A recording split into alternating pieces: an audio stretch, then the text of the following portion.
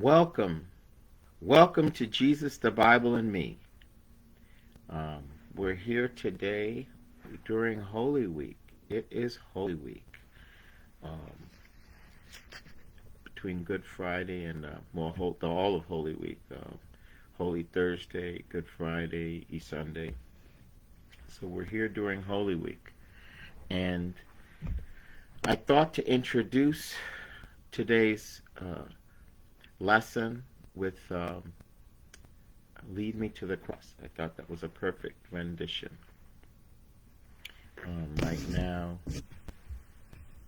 um, I wanted to talk about the cross. I wanted to talk about our salvation. I wanted to talk about what we're dealing with in this world, the struggle that the church has right now. I needed to talk about that. I wanted to say this. Some people only go to church during Easter and Christmas. They don't go at any other time. Sometimes that's the only time that people go to church. And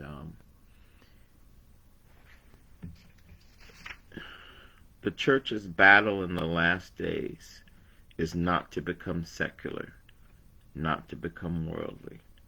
And we are in a battle royal. I'm telling you, doing this broadcast, I offered, the church set me up to do the Bible study online. I was familiar with teaching online because I taught 125 kids from my living room, but the church set me up to teaching the Bible online, and I'm thankful for that. The Assembly of God, my brother Chris, bless him, Lord bless him and his family. He set me up to teaching this online. I initially did this because we have a lot of family members that aren't able to go to church because of COVID. They can't take their relatives to church because of it's dangerous. My mother hasn't left her house, and my mother has not left her house since COVID started, except when I had to take her to the hospital because she had COVID. So other than that, we have a lot of family members and relatives that aren't able to go to church, and so I decided to do this to help the family. And in the process, I'm gathering all the church families that I've been a part of, because I've been ministering for years, and I've started to see people that actually just need to be able to have church in their house because they can't go out. And so I've been doing this. I've been doing this. This is the 24th week, and it is Holy Week.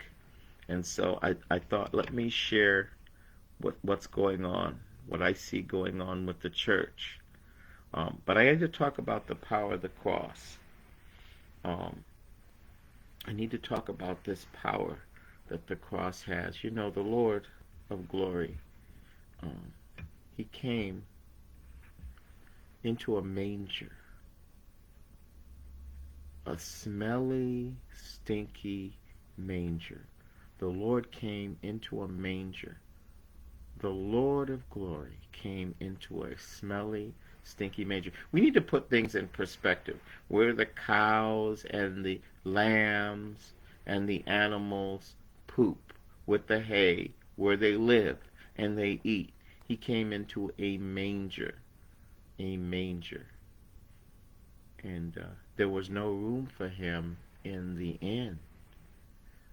And when you think about that, the God of glory, the Lord of glory, and you might think, and I started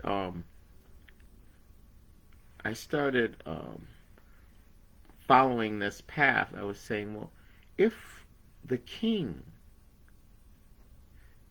or if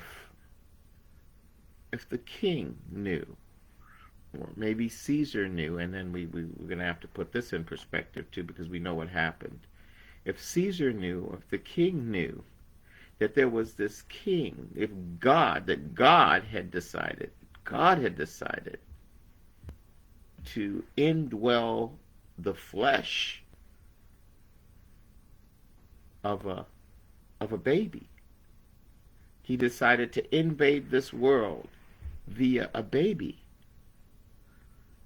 Might the king, knowing that this baby who is God incarnate, might the king have offered his palace?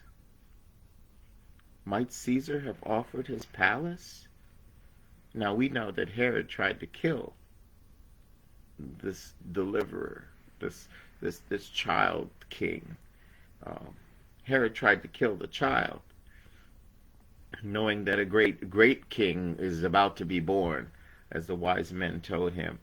And we know Pharaoh tried to stop the deliverer, because he was this deliverer that was going to be born among the people of Israel, which was Moses. So we know that if the king feels his rule is going to be threatened by that which is about to be born, he's going to go on a rampage, a killing rampage. All right. I believe that's what happened in 1973. I believe when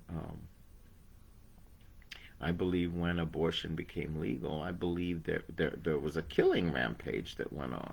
I believe there was a rampage going on to kill whoever was going to be born. I believe that. I believe that's always been the case. That the remnant, the church, I believe there's been a push to kill the deliverers, push to kill those, the offspring of God. The Bible says that the devil went out to make war. After the child was caught up to God and his throne in Revelation chapter 12, the devil went to make war with the saints and her descendants, the offspring, the remnants of God. And I believe that we are in a battle royal. I believe we are in a warfare unimaginable. And whenever you seek to do the will of God,